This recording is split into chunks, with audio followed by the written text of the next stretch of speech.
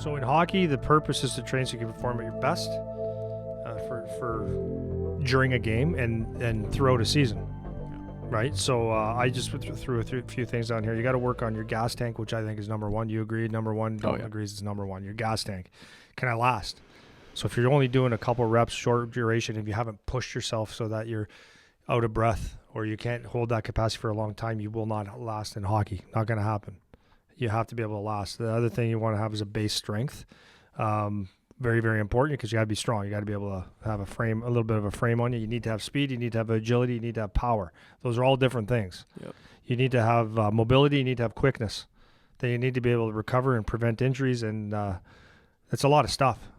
It's a lot of stuff, and you're not going to get that in a normal weightlifting program. No, and so I think that what I wanted to do with this is I wanted to kind of lay out like a framework that kids or even trainers that don't really know how to address athletes specifically what they can do. And like for me, and I'm sure it's the same for you, but this is just my opinion. Like people, if they think something else, maybe they think something else. This is just what I think. So if basically there's three components that you need to focus on when you're doing, and this is in the context of off-season training, but just training for hockey in general.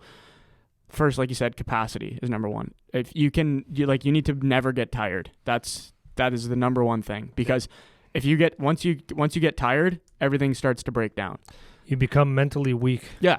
And is like the next thing. Yeah, because and your decisions are bad. Yeah, your decisions are bad. Your brain doesn't fire at the same rate. You're not thinking about things properly because you're just focused on how tired you are and you're trying to preserve. That's it. Yeah. So this is where like your form starts to break down, your efficiency starts to break down. All those things start to go if you don't have that ability to maintain whatever level you're at for a long period of time. So the first thing you need as a hockey player, in my opinion, is the capacity. Yep. And you agree, I'm sure. 100%. So that's number one.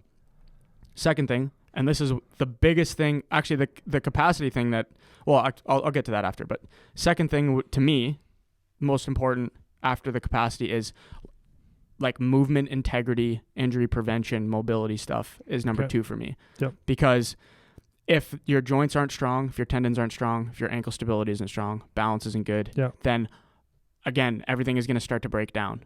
After that, you'll be able to maintain some level of structure for a period of time, but then those things are going to start to get tired. You're going to start to break down. You're going to start to get hurt.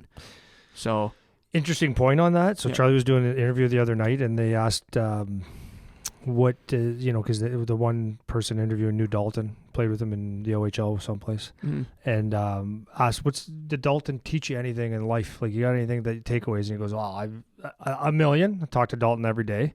But one of the things he said was one funny one, but he goes, one of the things that might not seem that big of a deal, but he said, when you work out, make sure you take care of yourself so that you're preventing injuries every single workout, which you do very well in your training. Yeah, well, because this, and it's so funny. Well, I will get to myself in a second because this is why I now know this. But then the third part, which people probably don't think, or maybe it's like you were saying before, a misconception, is the strength for me. Strength is third. Yeah. So of the three, those are basically the three pillars, and then you can get into a further breakdown of speed, agility, pad, those types of things. But the three main pillars is that capacity, mobility, injury prevention type of work, and then strength is third. Yeah. And if you look at the NHL, or the top guys in the NHL, they actually follow that. Yeah. 100%. That type of training for themselves. So you look at a guy like McDavid. This guy can go forever, man. He can go at the end of the third period, have a quality rush that looks the same as if it was his first shift in the first period. Yeah. There's his capacity. Yeah. We talk about injury prevention. You're looking at the efficiency of that guy's stride, how he's pushing off, and the way that his skating structure is. Like, his knees are checked in, his ankles are checked in, his hips are in a good position. Like, all those types of things apply to him. Then you look at strength. Is that guy even close to the strongest guy in the NHL? Not a chance. Not a chance. So but he's strong where he needs to be. Strong where he needs to be. But in terms of like absolute strength, not even close. No. Not even close. No. He's not like a guy like Reeves. He's not like a guy or Tom Wilson, where these huge mammoth men. Yeah. But who's dominating the league? McDavid dominates the league. Yeah. 100%. So that's the rationale for why I weight things in that way, the 1, 2, 3, because the most dominant players seem to have that, in my opinion. You're 100% right. So the reason that I came up with this ranking too is for myself. I did it backwards.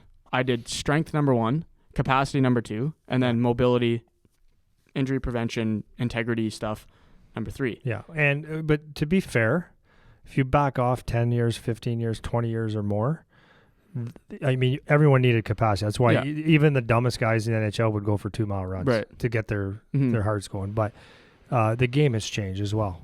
True. So if you like back when I played in the 80s and 90s, is we had guys that couldn't skate.